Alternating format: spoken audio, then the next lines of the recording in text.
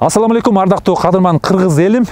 Сиздер менен кайрадан амандашып жүздөшүп турганыма Алла таалама миң мертебе ыраазычылык айтмакчымын. Эфирде кайрадан эле Prod Mix KG каналы. Мен сиздер менен Аскат Айсыракунов, менин операторум Темирлан Алдаяров. Бүгүн биз сиздер менен Кыргызстанда акыркы убактарда өтө актуалдуу болуп жаткан турак жай коммерциялык эмес кооперативтер жөнүндө сөз кылмакчыбыз. Деги эле ушул турак жай кооперативтери аркылуу үй же машина сатып алса болобу, аларга кантип иштесе болот, кантип алдамаш үчүн кандай иш-чараларды кылыш керек, жана башка ушул өңдөнгөн суроолорго сиздер менен чогуу биз жооп алганга аракет кылабыз. Сиздер болсо биз менен бирге болуп, видеобузга лайк басып, жана ошондой эле каналыбызга катталганды дагы унутпаңыз. Кыргызстанда өзүңүз билгендей финансовый пирамидалар көп болгон учурунда ошол финансовый пирамидаларга көп акчаларын жетирип койгондор баягы коркуп жатышат. Бул жерде корко турган эч нерсе жок, баары юридикалык бекитилет, банк аркылуу акча төлөнөт, өздөрүнүн колунда төлөгөн кагаздары өздөрүндө болот, биздерде болот, договорлор бекитилген болот. Нотариус аркылуу, госнотариус, госрегистр аркылуу иш алып барабыз.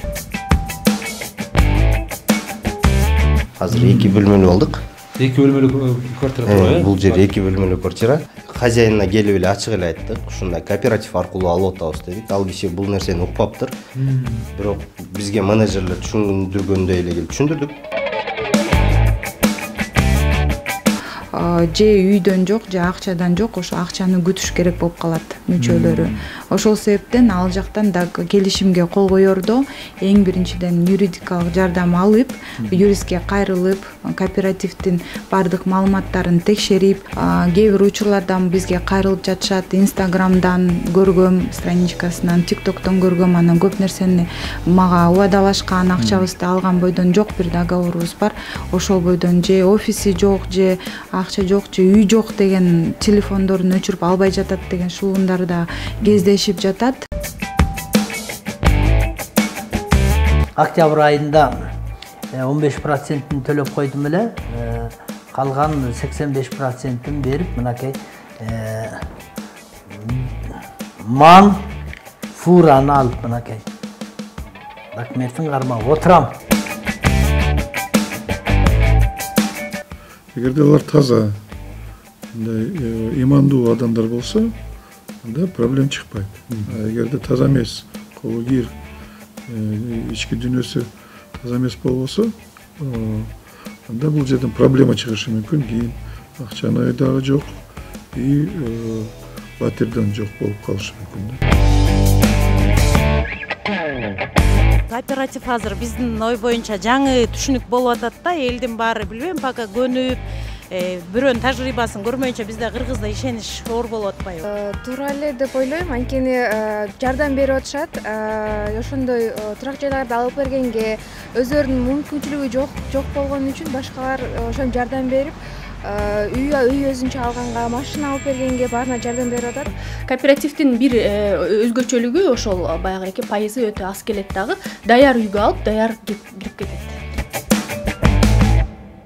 Бул эми кооператив деген негизи бирикме, элдин бирикмеси, Кыргызстандын жарандарын, негизи бул баягы Даниядан, Франциядан келген нерсе да, кооперативчи. Элдер биригип, баягы бири-бирине жардам кылып, үй ала алышат, автоунаа ала алышат, деги эле башка керектелүүчү оокаттарды дагы ала алышат. Негизи кооперативдер жалаң эле үй менен баягы үй сатып берген менен алектенбестен, башка автоунаа менен, жер тилкелери менен, жана башка ошол жумуш иштерге же үй салууга ошондой каржылоолор менен алектенип жатышат азыркы күндө. Ошо үй демекчи азыр менимче ар бир кыргыздын көйгөйү болуш керек. Бишкек шаарынан үй алыш керек деген ар бир кыргыздын көйгөйү болуп жатат. Азыр менимче үй алуунун ошол нак алуудан башка, нак акча менен алуудан башка бир 3 түрү бар деп ойлойм да. Курулуш компанияларынан барып жанагы рассрочкага алуу, андан сырткары банктар аркылуу кредит жолу менен алуу, анан ушул кооперативдер аркылуу үй алуу да. ушул эмнеси менен айырмаланат, ушул эмне артыкчылыктары бар ушул кооператив аркылуу үй алуу мисалы үчүн? Албетте, курулуш компаниялары менен негизи баягы котлован казып аткандан баштап алып жатышат да көбүнчө. Эми ал үйдү алып алгандан кийин ага ремонт жасаш керек. Биринчиден үй баягы 1-2 жылда бүтөт, салынып бүтөт. Андан кийин баягы ичи башын жасаш керек дегенде ал деле баягы көп каржы маселесине келип кайра такалат да. Көбүнчө эми биздин жарандарыбызга даяр үй керек, кирип алганга даяр үй керек. Ошондоктон деле банктан, ипотекадан деле алып жатышат. Эми ипотека 16%тен өйдө, банктын ар кайсы банктын өзүнүн мыйзамы менен алып жатышат да. Бул эми 16% жылдык пайыз төлөп жатышат. Кооперативдин эң негизгиси кооперативдин өзгөчөлүгү, кооперативдин эмелери, проценттери азыраак болот. Же мындайча айтып кеткенде бир эле жолу пайыз төлөшөт. Биздики мисалы 4% менен, 3%, 2% менен эле үйлөрдү алып жатышат. Бир эле жолу төлөм бул. Баягы жылдык төлөм эмес да. Автоунааныкы деле ушундай 5%, 7% менен алышат. Үй салам десе деле ушундай 7%, 10% менен бир эле жолу каржылоо алышат. Демек, ошол үйдү өздөрү тандашат, анан ошол үйдүн суммасынан сиздерге 4% мүчөлүк акы катары беришет, э? Ооба, албетте, бул жерде деген бизге мүчөлүк акы катары эле 4% беришет. Жалпы суммадан, э? Юридикалык дагы бир 10 миң, 20 миңдин тегерегинде ар бир каржылоонун өзүнүн мыйзамында өзүнүн эмеси бар. Документациялар да бар.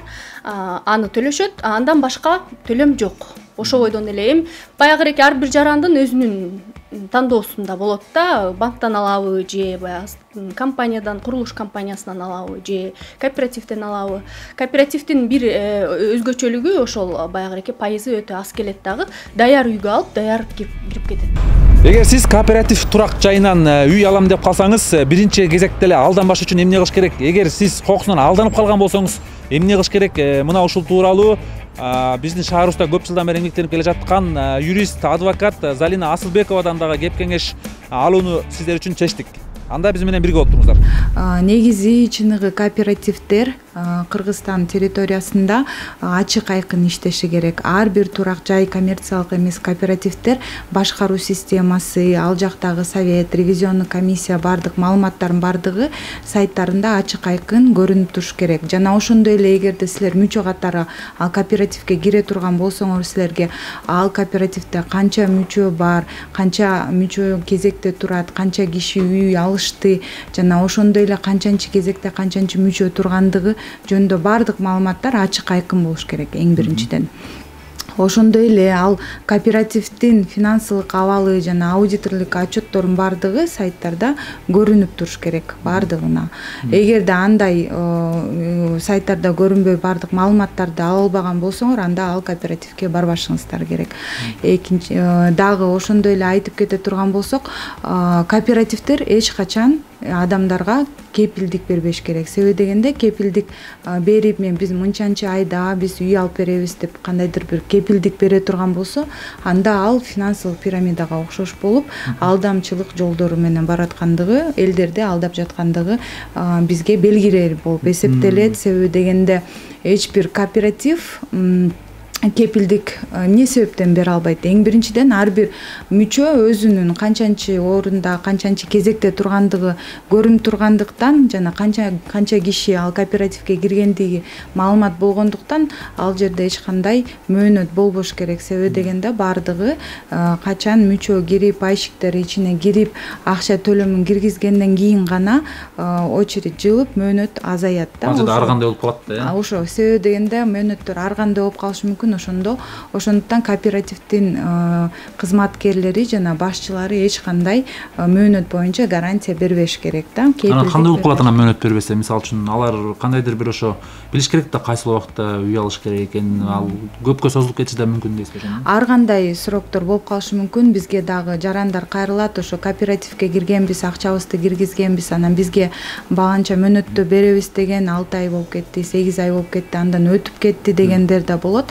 Бирок ал жакта кезекте башка пайщиктер кирбегендиктен мөөнөт жылбай калат да. Ал эми договордо ал жерде мөөнөт боюнча эч кандай гарантия жок, бирок устно айтып койгондуктан ошондуктан келишпестиктер кирет.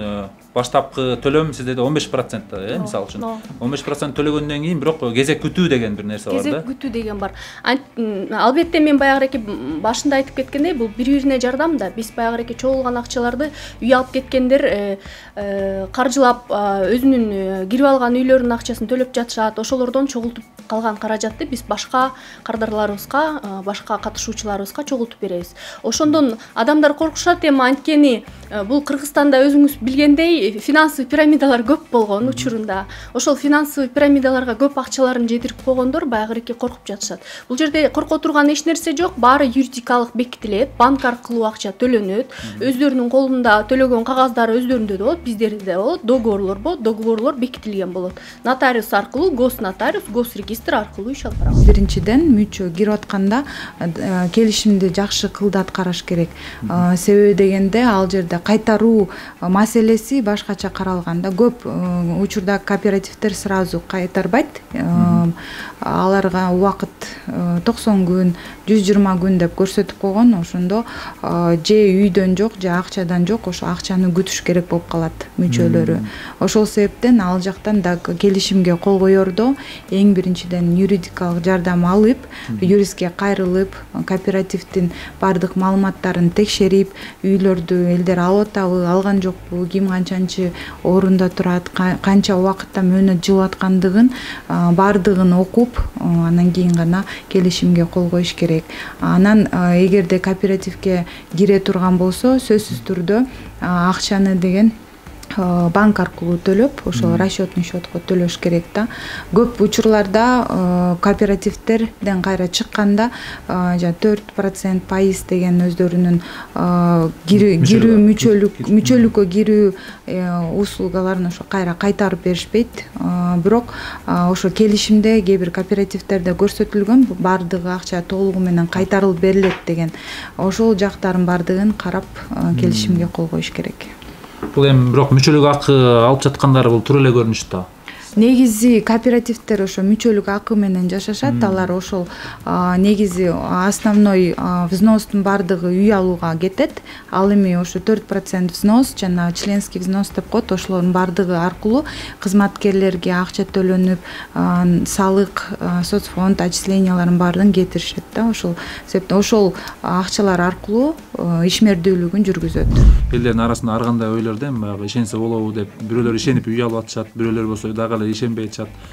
Анан ошол деги эле ушу туракчы кооперативдер үчүн сиз кандай ушул оюңузду, пикириңизди айта аласыз? Менин оюм боюнча бул эки жагы бар да. Жакшы дагы бар, жаман жагы бар. Кеп негизги кеп бул ким кооперативдин мүчөлөрү. Анан ким ошол проектти ишке ашырат. Эгерде алар таза, имандуу адамдар болсо, анда проблем чыкпайт.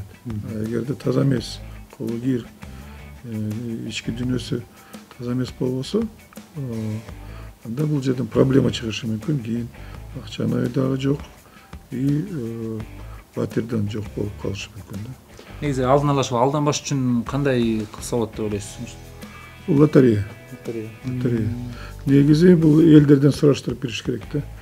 Мисалы, мурдагы жумуштар кандай жасалды? Канча кооператив курулду? Канчасын ишке ашырды деп ошолорду изилдеп ошого кирсе. Жанында турган каарман мынакей жакында эле Бишкек шаарынан бир белгилүү кооператив аркылуу үйлүү болгон экен, жакынкы арада эле. Ассаламу алейкум. Алейкум ассалам. Кандайсыз, жакшысызбы? Жакшы, Кудайга шүгүр. Үйүңүз кут болсун. Жаңы квартиралуу болгон экенсиз. Деги эле ушул эмне болуп алып калдыңыз ушул квартираны? Кыскача айтып берсеңиз. Белгилүү бир кооперативдерден алдык. Үйдө өзүбүзгө туура эле келди. Баарда туура эле болду. Көңүлүбүзгө туура келди, кооперативге ишеним бердик. Биз алып атканда ал убакта кооперативдер бир аз жаңы өрчүп келаткан. Сиздер көп болду алганыңыздарга? Биздин алганыбызга 1-2 айдан ашты го, 3 ай болойнуп калды. Башында негизи башка да ойлор болду беле? Мисалы үчүн башка банктар аркылуу алалы же? Банктарга барып эсептеттим, мага ал эч туура келген жок. Бир суммага кошуп бериш андан да ашыгыраак болуп калды. Кооператив аркылуу пайдалуураак, выгодныйраак болду, э? Кооператив аркылуу кыйла выгодный болду. Кыйла выгодный болду. Кыйла эле выгодный болду, потому что биздин акчабыз однокомнатныйга эле жетип аткан. Анан ошол сумманы төгүп, ишеним артып төгүп, жан дүйнөбүз менен ишендик. Толук болду бул нерсенин баары. Күнү менен эле алдык. Кезек күткөнүңүздөр кандай болду? Кезек күткөнүбүз биз 50% төккөнбүз. 50% төгүп, анан буларда да динде уруксат берилген экен, кызматына бир аз акы алганга. Ошол акысын төлөдүк. Ошо менен 45 күн ичинде 45-күнү барып оформить этип алдык өзүбүз. Ошо сиз ушул кооперативдин төрагасы катары ошол айтып кетсеңиз, негизи эле ошо кооперативден үй алам деген адам, инсан биринчи орунда эмнелерге көңүл буруш керек? Уштап алданып калбаш үчүн да. Биринчи орунда бул кооперативге келгенде кооперативдин документтери күбөлүгү болуш керек. Министерство юстициядан алынган күбөлүк болуш керек. Андан ары ошол устав деген болот. Уставта деген кооперативдин именно эмне менен иш алып барарын, кайсындай чара менен иш алып барары ошол уставта жазылган болуш керек. Мисалы суда береби, судан эмнеге берет, үй салганга береби, же үй сатып алганга береби, же машинеге береби. Ошол жакты бир сыйра текшертип кетиш керек албетте. Анан баягы кооператив акча төгөмдө эле келип эле төгүп кетпестен банк аркылуу сөзсүз түрдө төгүш керек. Банкка төгүлгөндө баягы төккөн кагаздары да өзүндө болот, банкта дагы көрсөтмөсү болот, баягы баланча киши келип монча акча төгүп кеткен деген. Ошол өзүнүн коопсуздугу болот да адамдын ар бир. Демек, сөзсүз түрдө акчаны кооперативдин бир кандайдыр бир адамга эмес, ошол жерде иштеген банктын өзүнө барып төккөндөй болуш керек экен. Сөзсүз түрдө кооператив бир банкка бекитилген болуш керек, ошол банкка төгүш керек акчаны. Эгер кандайдыр бир жаран ошол бир кооперативге алданып калган болсо, ага чындап эле эгер аны алдап кетип такыр акчасын албай калган болсо, кандай иш-чараларды көрүш керек? Булар боюнча азыр бизде мындай ситуациялар көп болот. Негизи кээ бир учурлардан бизге кайрылып жатышат. Инстаграмдан көргөм, страничкасынан, тиктоктон көргөм, анан көп нерсени мага убадалашкан, акчабызды алган бойдон жок бир договорубуз бар. Ошол бойдон же офиси жок, же акча жок, же үй жок деген телефондорун өчүрүп албай жатат деген шуундар да кездешип жатат. Ошол себептен андай биз кардарларды дайыма милиция кызматкерлерине кайрылуусун талап кылабыз. Себеби дегенде милиция кызматкерлери гана бул иштерди көзөмөлгө ала алат. Алдамчылык беренеси менен иш козгоп, ошо күнөөлүү кишилерди таап издешет. Ушул үйдү алдык. Өзүм көп жылдан бери эле мигрантмын. 3-4 жыл болуп калды Москвада иштеп жүргөнүмө. Анан ошо бир аз кыйынчык болгон ошого. Ошо жана айтып кеткендей эле однокомнатныйга жетпей аткан. Двухкомнатный алдык. Буга чейин квартира снимать этип эле чыгышат шаарда.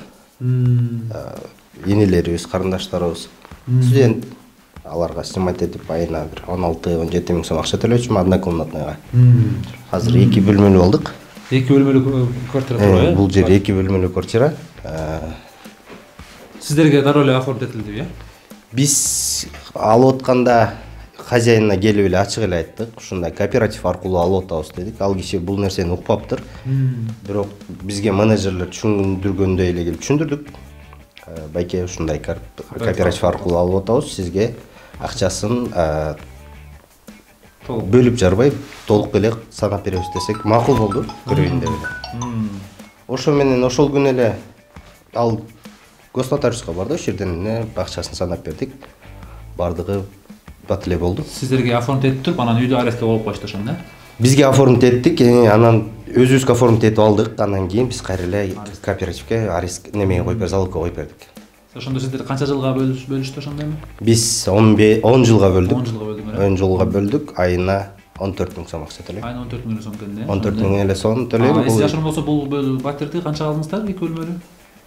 Так, бул батирди 46,5 алдык. 46,5, э? 46,5, бирок сизде жарымын берген үчүн кичине азыраактан чыгып турду, э? Бирок сиз эч кандай үстүнө процент кошулган жок. Эчтеке кошулган жок. Анан булар өздөрү кошкон акчаны эле 10 жылга чачты. Ошону эле. Ошону эле акча чачты, 1 сом процент кошулган жок үстүнө. Сиздер айына мындай квартира снимать этсеңер деле төлөмөксүздөр, ошондой эле акча төлөп коюп. Мындан да ашыгыраак төлөп аткам. Көп кооперативдер кээ бирөө жабылып калгандар бар дегендейчи. Мисалы үчүн сиздерге төлөп аткан учурда балким бир 2-3 жыл аралыгында мисалы үчүн жабылып калган болсо, кандай кандай чечилет ошол маселелер? Негизи кооператив жөндөн жөн эле бир күндүн ичинде жабылып калганга акысы жок. Бул жерде деген баягы үй алып кеткендер бар да, биз мисалы үйдү 15 жылга чейин беребиз. 15 жылга чейин рассрочкага алгандан кийин ал адам 15 жыл бою төлөйт да айына. Анан биз мисалы азыр жабылып алсак, 200 кишиге, 300 кишиге үй алып берип салсак, алар кайда төлөшөт? Ошол кеп бар да. Анан кийин ошондуктан бул мындай болот. Эгерде качандыр бир убакта биз жабылабыз деп чечим чыкса, биз сөзсүз түрдө муну аудиттерге санатышыбыз керек. Баягы канча киши үй алып кеткен, алар канча жыл төлөйт, кезекте канча киши бар, ошол үй алып кеткен адамдардын төлөнө турган акчасы кезектеги адамдардын акчасын жабыш керек, толугу менен камсыз кылыш керек. Көбүнчө эл арасында айтылат да, ушундай кооперативдер жаңы ачылганда биринчи киргендер үйлөрдү алып кетишет экен, анан акыркылары ала албай калышат экен депчи. Анан сиздерде дагы ушундай пирамидалык жол барбы? Мисалы үчүн бирөө кирсе, экинчиси аркасынан кирсе, ага кандайдыр бир пайыз түшүп, кийинки келген адамдан? Жок, андай эмес. Бул жакта деген биринчи адамдар башында кооператив ачылганда албетте тезирээк алып кетишет. Анан кийинки келген адамдар кичине 1-2 ай узагыраак күтүп калышат албетте. Андан кийин канчалык көп адам алып кетсе, кийинки уже келген кезектеги адамдарга кайра акчасы тезирээк чыга баштайт.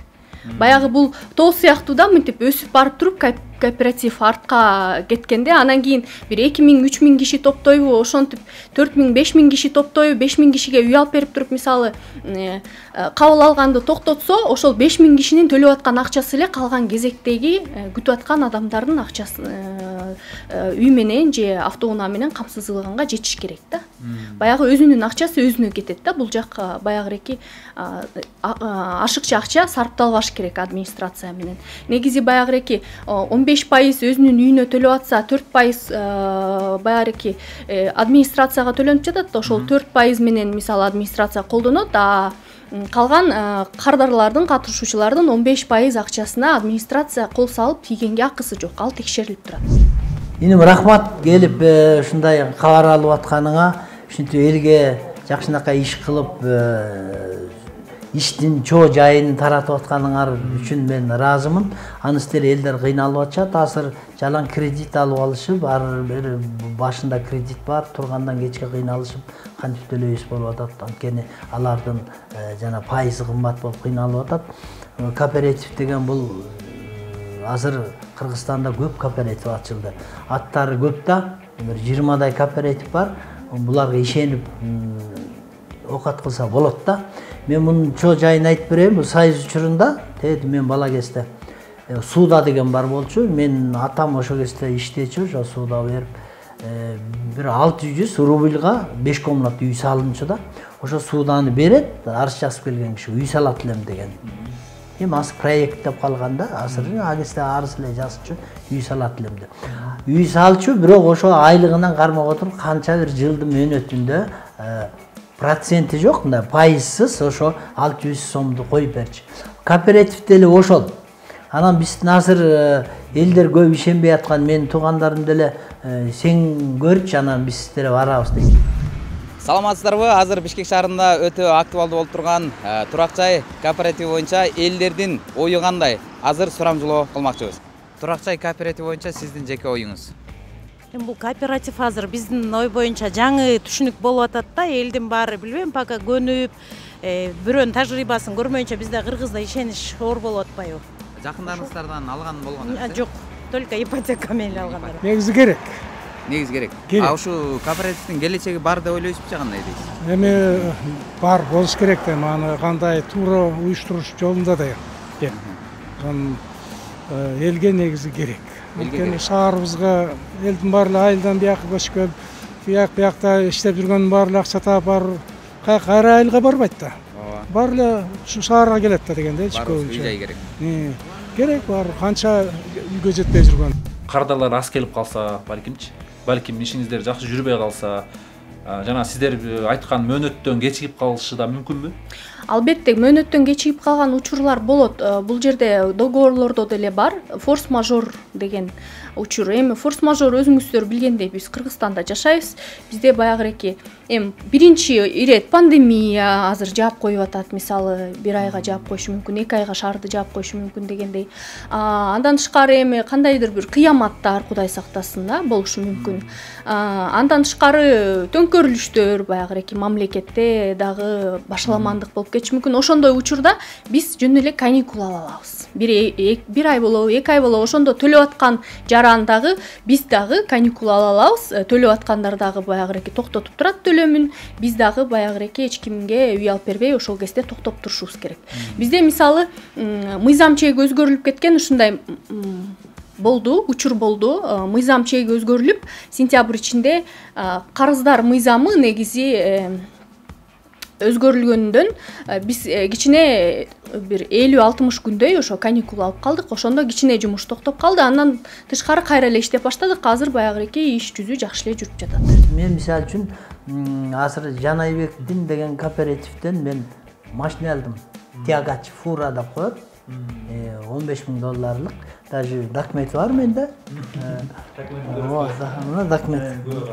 Мына күбө катары, мынакей жаңы алдым мен артист болуп эле күнүгө эле качан чыгармачылык чыгып мен качан акча табам деп кичине бир туугандарым айдатып коюп кичине окат кылайын дегенде.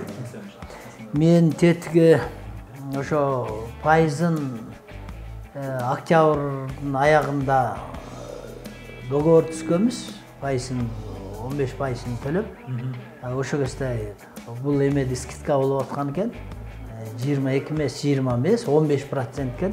15%-ин төлөп койдук элек. Мына Кудай буйруса алганыма бир жумадай болду. Ооба. 3-4 жылдан кийин ошол инсан төлөй албай калса кандайдыр бир ошо кандайдыр бир ситуациялар менен форс-мажорлор болуп төлөй албай калса кандай чечилет ушул маселе?